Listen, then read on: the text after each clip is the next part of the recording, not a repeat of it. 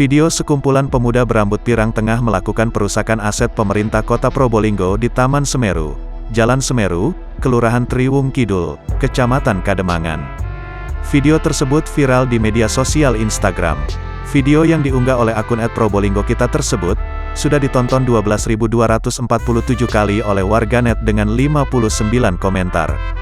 Dalam video itu, sekumpulan pemuda itu tampak bergurau dengan bermain dorong-dorongan menaiki bak sampah. Seorang pemuda yang naik bak sampah didorong hingga menabrak tanaman dan jatuh terjungkal. Alih-alih mengundang gelak tawa, warganet justru memberikan beragam hujatan di kolom komentar. Betapa tidak, akibat ulah mereka sejumlah tanaman rusak. Sementara, Kepala Bidang, Kabid, Konservasi dan Pertamanan Dinas Lingkungan Hidup, DLH, Kota Probolinggo, Suciati Ningsih mengatakan, tindakan para pemuda itu tak patut dicontoh. Sebab, proses pemeliharaan tanaman tak semudah membalikkan telapak tangan. Butuh waktu bertahun-tahun merawat tanaman hingga tumbuh subur.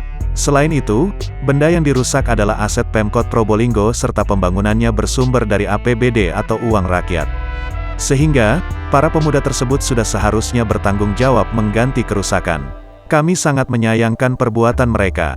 Pemeliharaan tanaman atau pohon membutuhkan waktu lama, tak langsung bisa tumbuh. Saat merawat harus telaten juga, tegasnya.